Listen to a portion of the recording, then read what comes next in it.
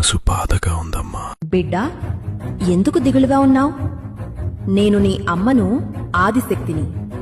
ఈ లోకాన్ని సృష్టించడానికి, రక్షించడానికి, చెడును నాశనం చేయడానికి సృష్టించబడిన అవతారమే నేను.